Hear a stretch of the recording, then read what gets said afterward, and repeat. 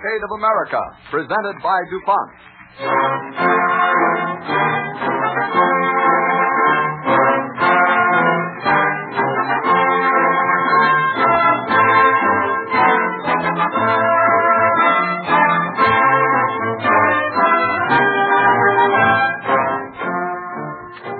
In bringing you the sweeping, ever-changing panorama of the Cavalcade of America, we have presented tales of heroism and daring in many walks of life and many periods of American history.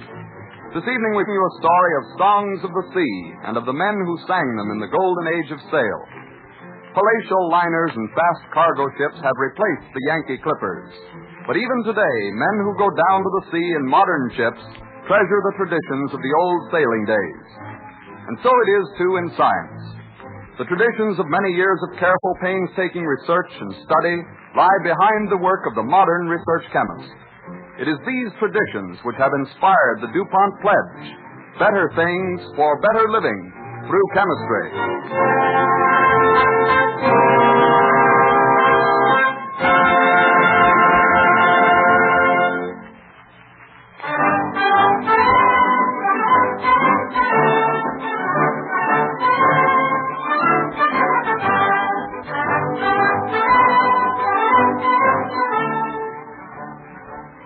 The days of iron men in wooden ships, the era of the world-famed Yankee clippers. Out of American port they sailed across the 7 seas, around the Horn, to China, Australia, India, thence homeward round the Cape of Good Hope. The lusty shanty songs of clipper ship days told of high adventure and stirred the imagination and ambition of many an American boy. Young John Lawson, bred to the heritage of the sea, was one of these, one of thousands who left home and friends for the stern, hard life at sea. One spring day in the 1850s, young Lawson and his widowed mother drive along New York's cobblestoned waterfront, where the stately masts of the far-famed clipper ships tower above the housetops. Look, Mother, there's the Sea Witch. Oh, isn't she a beauty? She's loading for the trip round the Horn and up to San Francisco. Let's stop and listen a minute, Mother. Hold on, driver. Oh, boy. Oh. You hear that? That's Reuben Ranzo they're singing. They call it a halyard shanty. Ranzo boy, Ranzo, hurrah for Reuben Ranzo. Ranzo boy, Ranzo, hurrah for Reuben Ranzo. Ranzo boy, Ranzo. Get the dumplings bent. We'll show the flying cloud our hills this trip. And Ocean, we're sending to Kansas City. Listen to them, Mother. They think they can outsail Captain Creasy's flying cloud. Go on, driver. Yep.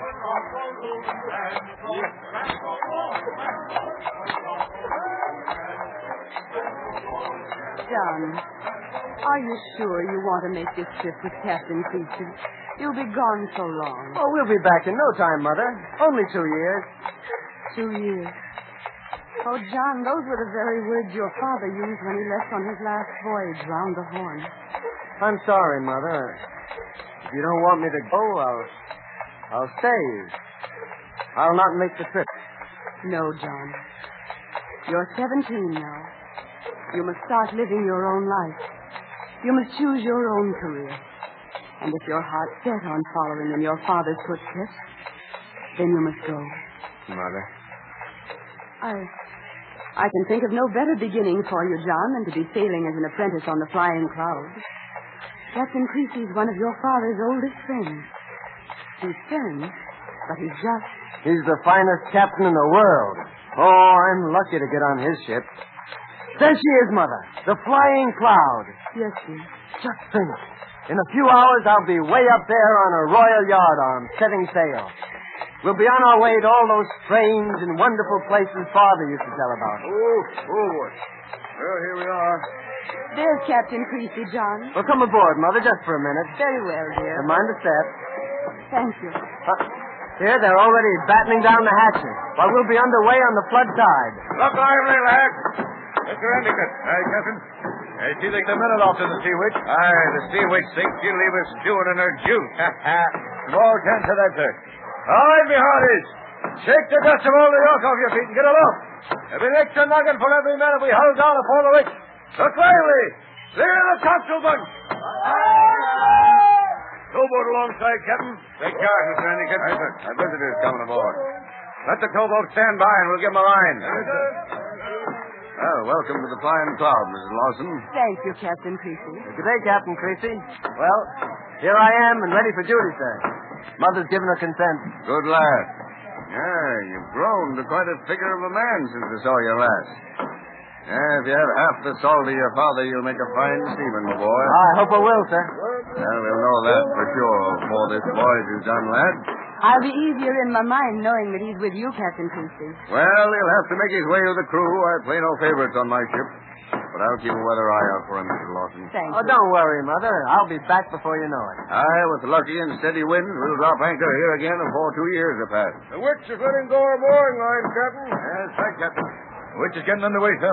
Shall we lead her down the bay? Aye. Sure, how fast a good ship can pull hull down before nightfall. Aye, sir. All hatches battened down, sir. Well, you best go ashore now, Mother. Goodbye, and don't worry. Goodbye, John. Goodbye, Captain Creasy. Oh, God bless you both, and bless the Flying Cloud that she may bring you safely back. Goodbye, man. God rest you. Help your mother ashore, Lawson, and report to the boat. Aye, sir. Come on, Mother. I don't want to miss going aloft as we set sail. Bless you, John. Do your work well now that you've chosen. I'll be watching from the shore, and I'll be proud, so proud. Oh, Mother. Only come back. Come back. Goodbye. I'll be back. Look lively, Lawson. You're a seaman now. Aye, sir. Goodbye, Mother. No, faster. Let her go, then. Oh, Jesus.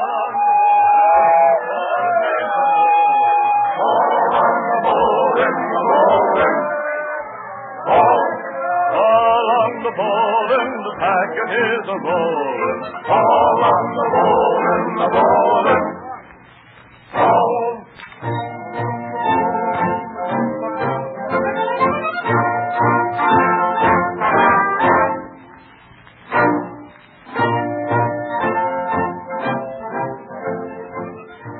And so, out of old New York, with the crew singing the old shanty, Haul the Bowlin', the queen of the Yankee Clippers sailed, soon leaving the Sea Witch far astern. Young John Lawson, like many another adventurous American boy with the call of the sea in his blood, settled down to his duties as seaman of a full-rigged ship. Up in the full-rigged ship. Up in the full-rigged ship. Up in the full-rigged ship. Up in the full-rigged ship. Up in the full-rigged ship. Up in the squall-whipped yard, landlubber John Lawson passed the test of a seaman of clipper ship days. But he was not accepted by his mates as a full-fledged sailor until he had crossed the line.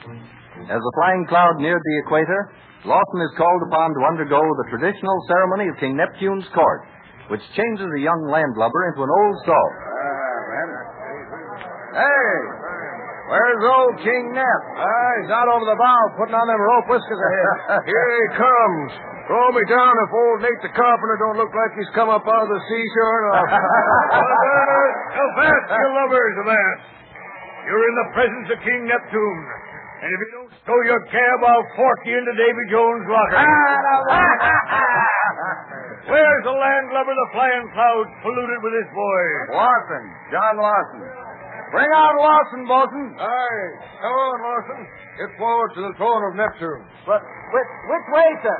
I can't see with this blindfold. You've no need to see. Down on your hands and knees.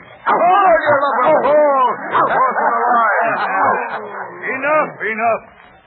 Drop anchor where you are, lubber. Aye.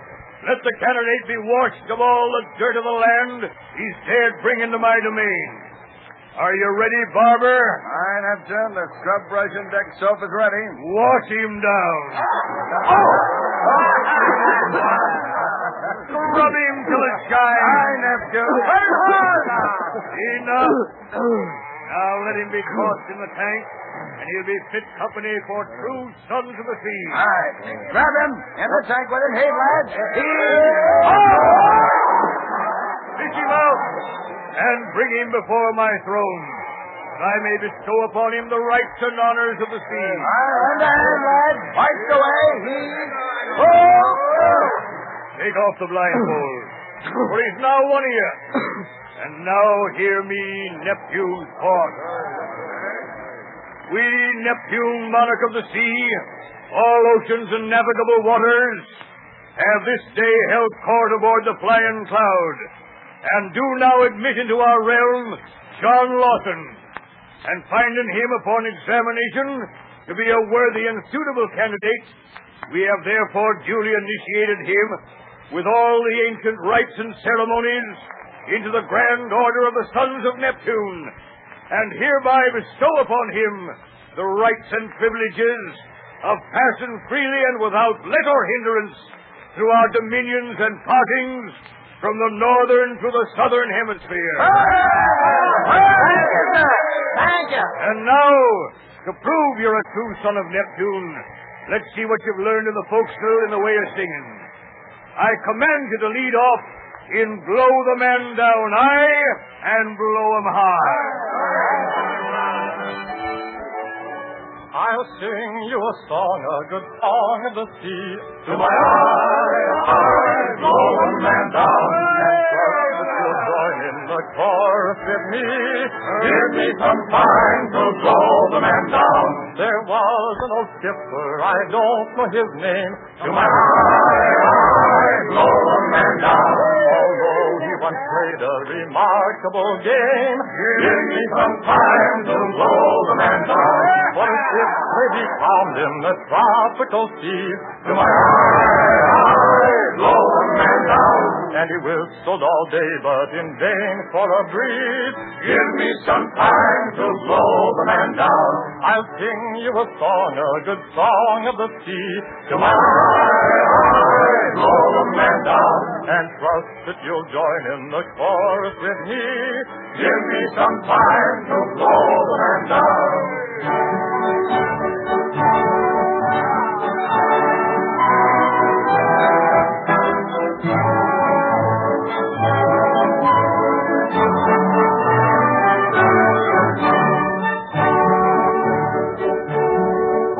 Across the line, southward to the roaring 40s, down to the bottom of the world, where the storm-lashed Horn ever challenged men and ships.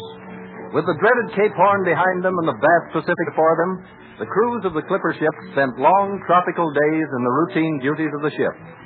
Through storm and calm, they worked their way northward toward San Francisco, where they would turn westward to China. Aboard the swift Flying Cloud, John Lawson, now a seaman with months of service before the mast, goes aloft to the best of them, takes his turn at the wheel, and stands the dark hours of the dog watch when on hot tropic nights the crew gathered on the foredeck, swapping salty tales, talking of strange, fantastic lands and of home, singing the songs that help to pass the crawling hours and days and months.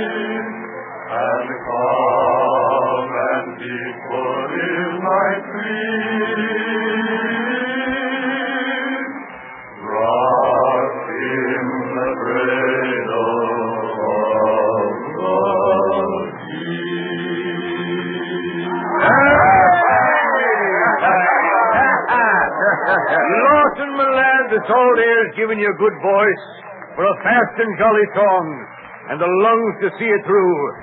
Give us a tune while you stand the dog watch. Yeah, let's hear the landlubbing pipsqueak give an imitation of a man. If I wasn't standing watch, I'd give you a more convincing imitation, Buckley. I'll pin you to the deck anytime you name. Listen to who's speaking up. It's a good thing you're standing watch or I'd mop the deck with you. I'll call him. Well, stand watch for Lawson. You're off duty, Lawson, and I'll be busy for a spell taking a stick from the quarterdeck. Thank you, Captain. All right, Buckley. Stand up. I'm ready to give you that imitation. All right, you land-loving schlub. I've been waiting to trim your sail. Here we go. Sail, sailor. You're getting into a squall. Squeeze the breath of life out of you, lad. You'll think a polar bear's got you. I won't have to squeeze the breath out of you if you don't stop boasting and do something.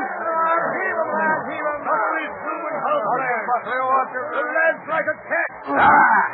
Get out of that hole, me lad. Easy. And now you're going down.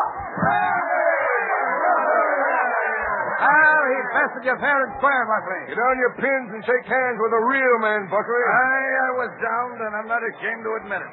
I'll take back what I said, lad. Will you shake on it? I will, if you'll take up that wheezy old music box of yours and lead us in a shanty. Done, lad, done. Call the tune. We'll show 'em sailors can both fight and sing. Give us the stormy wind to blow.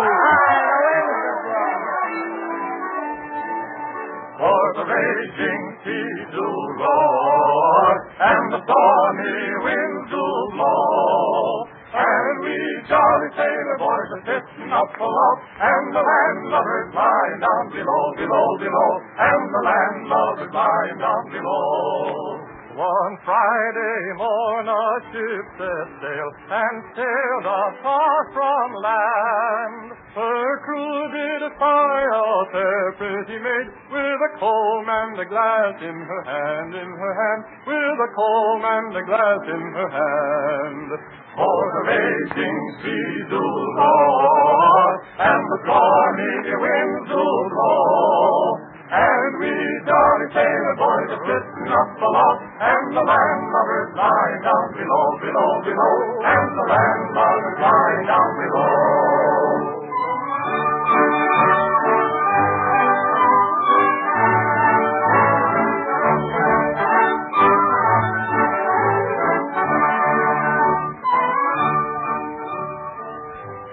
In the perilous 100-day voyages of the clipper ships from New York to San Francisco, many a boy was turned into a man. But San Francisco was only the first port of call on voyages girdling the globe. Out of the Golden Gate, westward toward Asia, the clipper ships sailed to take on their precious cargoes of tea. Shanghai was the crossroads of the East, and a dangerous city for an adventurous young sailor to explore alone. An able-bodied seaman brought a high price when Shanghai. There were merchants who dealt in sailors as well as tea and jade. Into one of these shops, John Lawson wanders the night the Flying Cloud was to sail for home.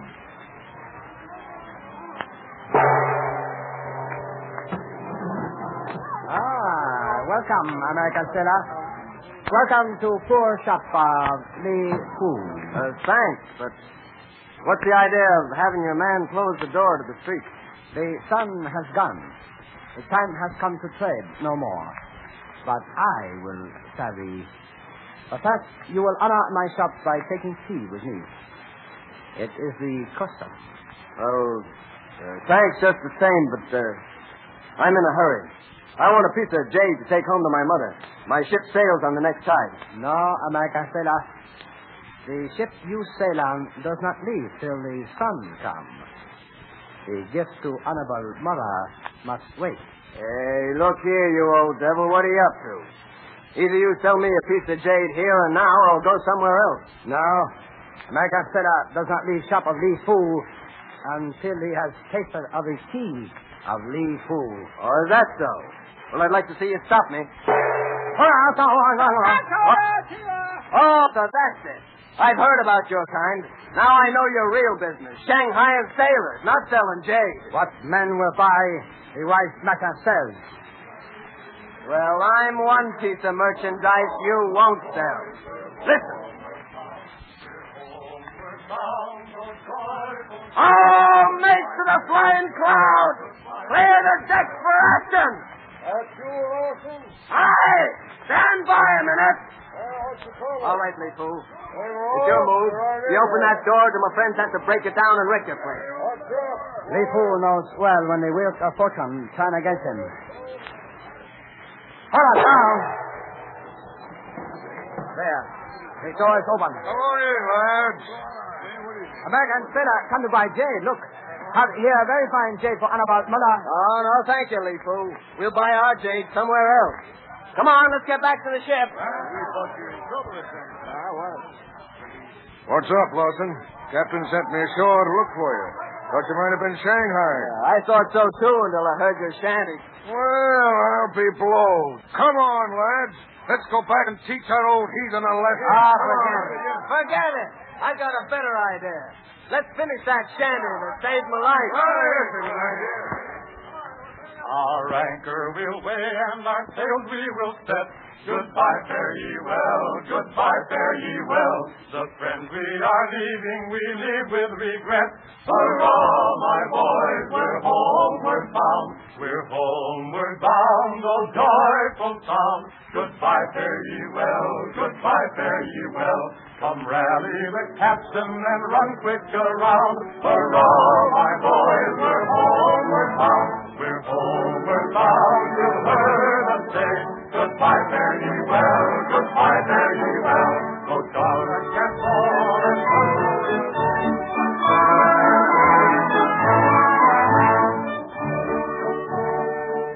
Homeward bound. That was a cry that gladdened the heart of seamen. Though a year, even 2 years, might pass before their ship dropped anchor in the home port again, the very fact that they were going homeward was enough. Homeward bound with the flying cloud went young John Lawson, past Singapore, across the Indian Ocean, around the tip of Africa, and up the South Atlantic, until at last, 2 years after the boys set sail, a stalwart young man comes back to old New York town. And as a fussy towboat warps the flying cloud to her pier, John Lawson sees his mother on the shore. Mr. Lawson, Aye, sir. you can leave the wheel. Boys is over. And unless my eyes have gone back on me, I think you'll find your mother waiting at the foot of the gangplank. Thank you, sir. Yes, sir. I can see her on the wharf. Make fast! Off, Greg! Lower the gangplank! With permission to leave the ship, Lawson, you've done well. And if you're a mind to go out again, there'll be a better post waiting you on board the Flying Cloud. Thank you, sir. I'll be with you when you put to sea again.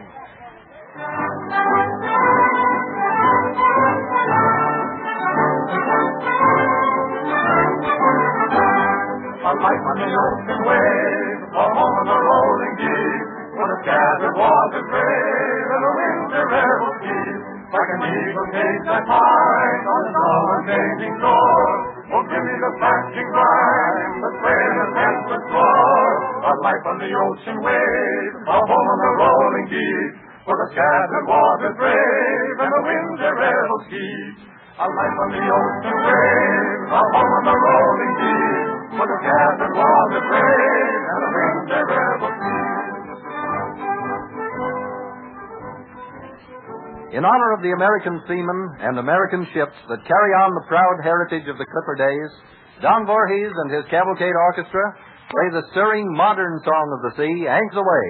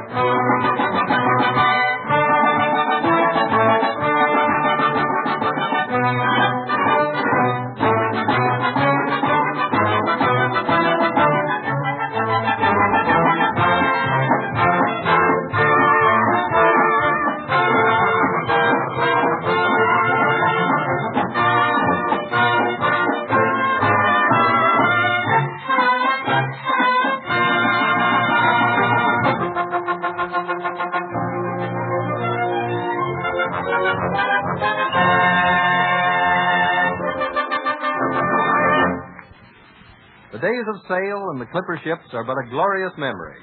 Steel and steam have taken the place of merchantmen of wood and sail, but American youth still goes down to the sea in ships. Freighters flying the stars and stripes still plow the seven seas, and swift American liners ply the shipping lanes around the world, brave leaders in the Cavalcade of America.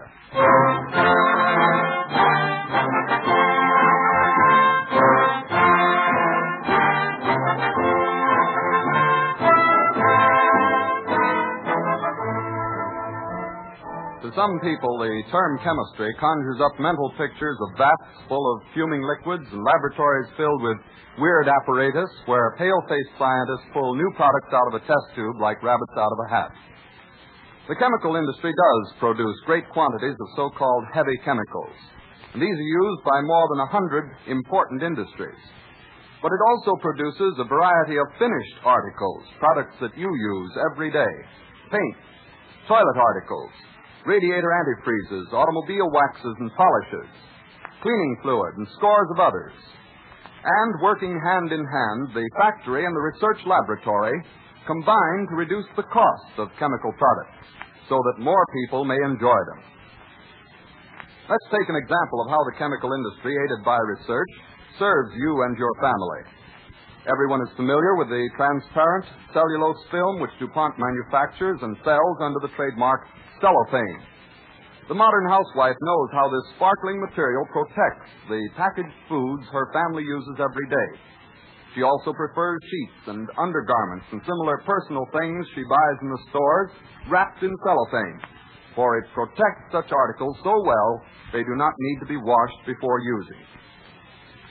When DuPont first introduced cellophane cellulose film in 1924, its cost limited its use to only a few products, such as perfumes and fancy candy.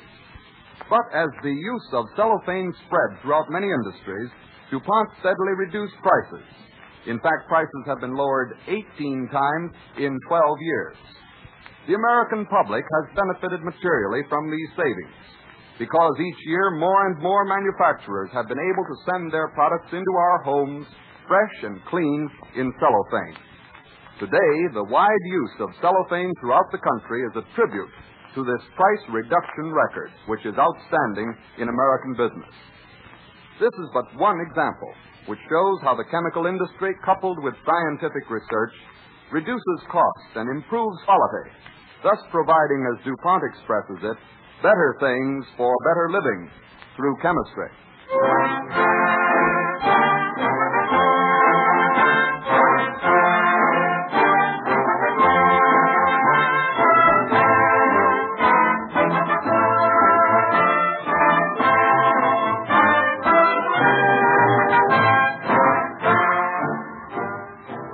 Elizabeth Blackwell, pioneer woman physician, and her struggle for the recognition of woman's place in the medical profession will be the subject of our broadcast when next week at the same time, DuPont again presents the Cavalcade of America.